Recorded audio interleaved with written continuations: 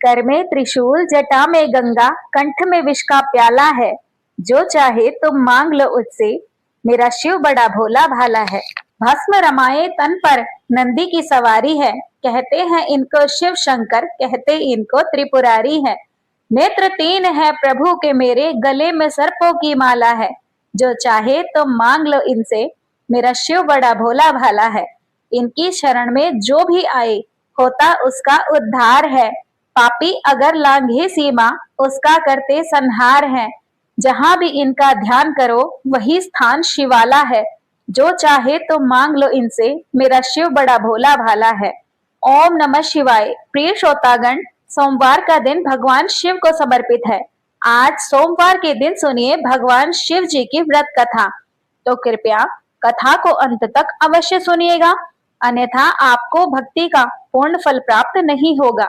यदि आप भगवान शिव के सच्चे भक्त हैं तो वीडियो को लाइक करके कमेंट बॉक्स में हर हर महादेव अवश्य लिखिएगा। एक बार किसी नगर में एक साहूकार था। उसके घर में धन की कोई कमी नहीं थी, लेकिन कोई संतान न होने के कारण वह बहुत दुखी था। संतान प्राप्ति के लिए वह हर सोमवार को व्रत रखा करता था और पूरी श्रद्धा के साथ भगवान शिव के मंदिर जाकर भगवान शिव और माता पार्वती की पूजा करता था। उसकी भक्ति देखकर एक दिन माँ पार्वती उससे प्रसन्न हो गई और भगवान शिव से साहूकार की मनोकामना पूर्ण करने का निवेदन करने लगी। पार्वती जी के आग्रह पर भगवान शिव ने कहा कि हे पार्वती, इस संसार में हर प्राणी को उसके कर्मों का फल मिलता है और जिसके भाग्य में जो भी हो उसे भोगना ही पड़ता है।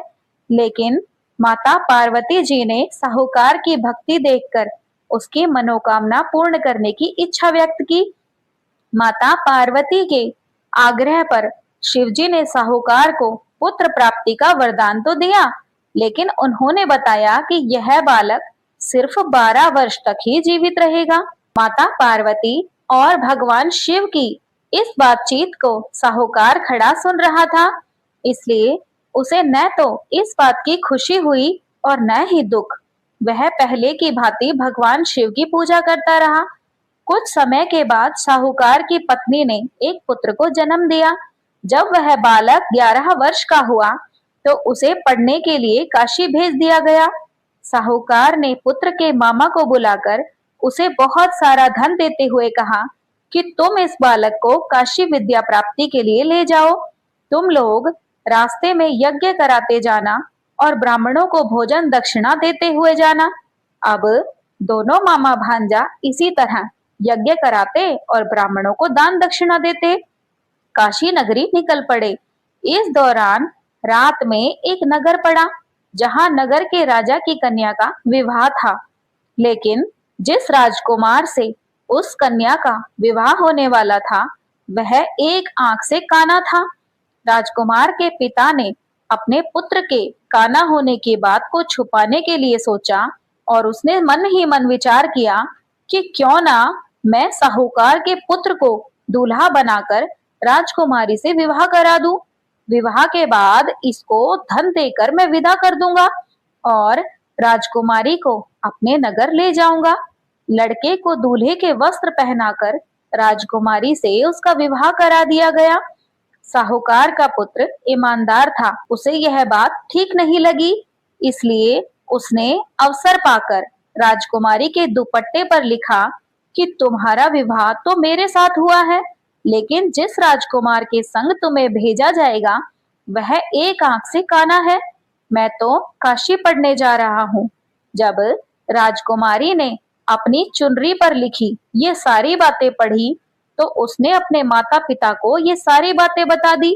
राजा ने अपनी पुत्री को विदा नहीं किया, फिर बारात वापस चली गई। दूसरी ओर साहूकार का लड़का और उसका मामा काशी पहुंचे और वहां जाकर उन्होंने यज्ञ किया। जिस दिन लड़का 12 वर्ष का हुआ, उस दिन भी यज्ञ का आयोजन था। लड़के ने अपने मामा से कहा कि मामा जी, मेरी तबीयत कुछ ठीक नहीं लग रही है। मामा ने कहा कि तुम अंदर जाकर आराम कर लो। शिवजी के वरदान अनुसार कुछ ही देर में उस बालक के प्राण पखेरु उड़ गए। अपने मृत भांजे को देखकर उसके मामा विलाप करने लगे। संयोगवश उसी समय भगवान शिव और माता पार्वती उधर से ही जा रहे थे। माता पार्वती ने भोलेनाथ से कहा, स्वामी, ये कौन विलाप कर रहा है? कृपया आप इस व्यक्ति के कष्ट को दूर करें। जब भगवान शिव उस मृत बालक के समीप गए तो वे बोले कि यह उसी साहूकार का पुत्र है जिसे मैंने 12 वर्ष की आयु का वरदान दिया था। अब इसकी आयु पूरी हो चुकी है।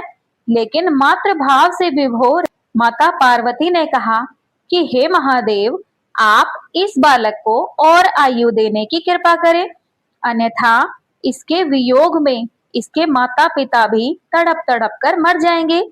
माता पार्वती के पुनः आग्रह पर भगवान शिव ने उस लड़के को जीवित होने का वरदान दिया। शिवजी की कृपा से वह लड़का जीवित हो गया। शिक्षा पूरी करके लड़का अपने मामा के साथ अपने नगर की ओर वापस चल दिया। दोनों चलते हुए उसी नगर में पहुंचे जहां उसका विवाह हुआ था। उस नगर में भी उन्होंने यज्ञ का आयोजन किया। उस लड़के के सास ससुर ने उसे देखकर पहचान लिया और उसे महल में ले जाकर उसकी खातिरदारी की और उसके साथ अपनी पुत्री को विदा किया। इधर साहूकार और उसकी पत्नी भूखे प्यासे रहकर अपने बेटे के आने की प्रतीक्षा कर रहे थे। उन्होंने प्रण कर रखा था कि यदि उन्हें अपने बेटे की मृत्यु का समाचार मिला तो वे भी अपने प्राण त्याग देंगे, परंतु बेटे के जीवित होने का समाचार पाकर वे दोनों बेहद प्रसन्न हुए। उसी रात भगवान शिव ने साहूकार के स्वप्न में आकर कहा, हे श्रेष्ठी, मैंने तेरे सोमवार के व्रत करने और व्रत कथा सुनने से प्रसन्न होकर तेरे पुत्र को लंबी आयु प्रदान की है। इसी प्रकार जो भी व्यक्ति सोमवार का व्रत करता है या कथा सुनता है, पढ़ता है, उसके सभी दुख दूर हो जाते हैं और उसकी सभी मनोकामनाएं पूर्ण होती है। तो सभी प्रेम से बोलिए, भगवान शिव शंकर की जय, माता पार्वती की जय। आप सुनिए श्री शिव चालीसा पाठ। जय गणेश गिरिजा सुवन, मंगल मूल सुजान, कहत अयोध्या दास तुम, देहु अभय वरदान। हे गिरिजा पुत्र भगवान श्री गणेश जी, आपकी जय हो। आप मंगलकारी हैं, विद्या के दाता हैं। अयोध्या दास की प्रार्थना है, प्रभु आप ऐसा वरदान दीजिए कि जिससे हमारे सारे भय समाप्त हो जाएं। जय गिरिजापति दीन दयाला, सदा करत संतन प्रतिपाला। भाल चंद्रमा सोहत नीके, कानन कुंडल नाग फनीके। हे गिरिजापति, दीनहीन पर दया बरसाने वाले भगवान शिव, आपकी जय हो। आप सदा संतों के प्रतिपालक रहे हैं। आपके मस्तक पर छोटा सा चंद्रमा शोभायान है। आपने कानों में नागफनी के कुंडल डाल रखे हैं। अंग गौर शिव गंग बहाए, मुंड माल तन शार लगाए। वस्त्र खाल बागंभर सोहे, छवि को देखी नाग मन मोहे। आपकी जटाओं से ही गंगा बहती है।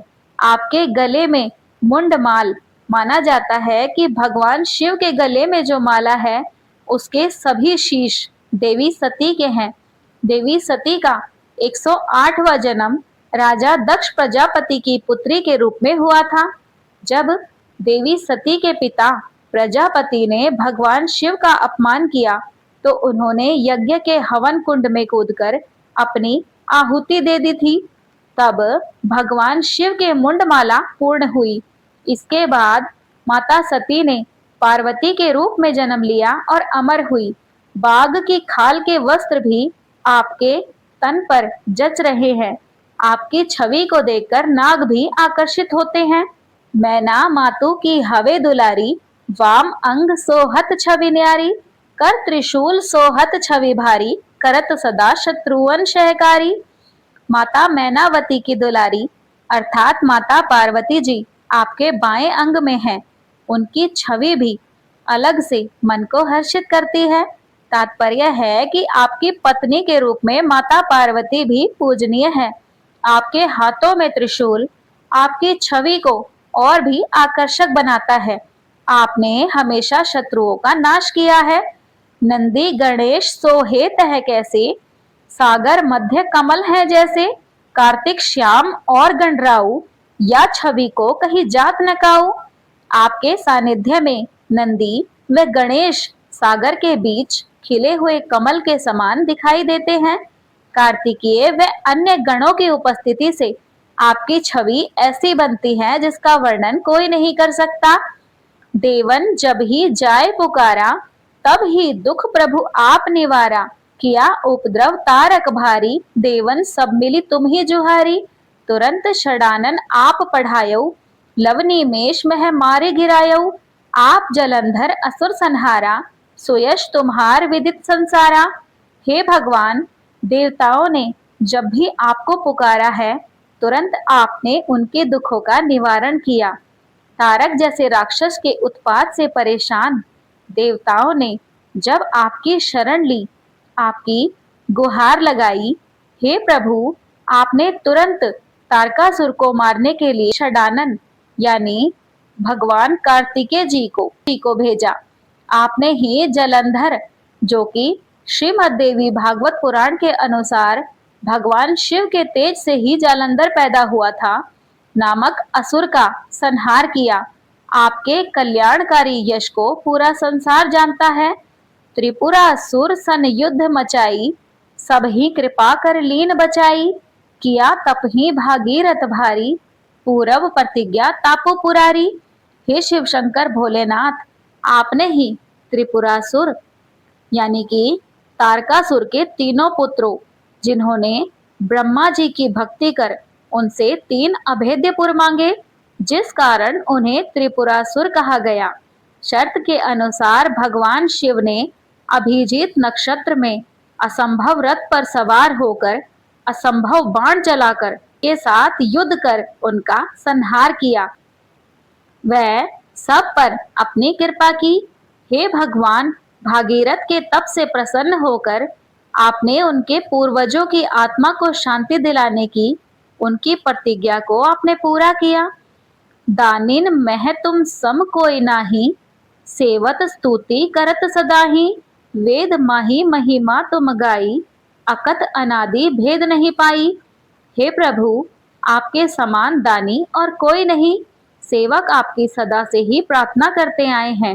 हे प्रभु, आपका भेद सिर्फ आप ही जानते हैं, क्योंकि आप अनादि काल से विद्यमान हैं।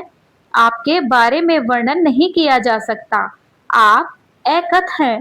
आपकी महिमा का गान करने में तो वेद भी समर्थ नहीं।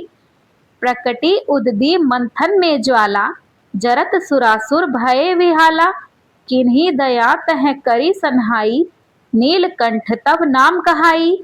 हे प्रभु, जब क्षीर सागर के मंथन में विष से भरा हुआ घड़ा निकला, तो समस्त देवता व दैत्य भय से कांपने लगे। पौराणिक कथाओं के अनुसार सागर मंथन से निकला यह विष इतना खतरनाक था कि उसकी एक भी बूंद ब्रह्मांड के लिए विनाशकारी थी। आपने ही सब पर मेहर बरसाते हुए इस विष को अपने कंठ में धारण किया, जिससे आपका नाम नीलकंठ हुआ।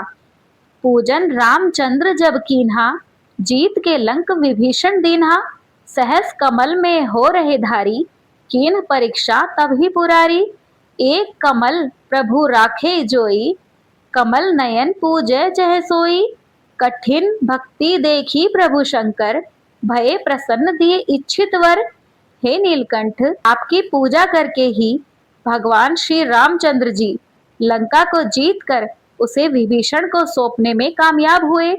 इतना ही नहीं, जब श्री रामचंद्र जी मां शक्ति की पूजा कर रहे थे और सेवा में कमल अर्पण कर रहे थे, तो आपके इशारे पर ही देवी ने उनकी परीक्षा लेते हुए एक कमल पुष्प को छुपा लिया।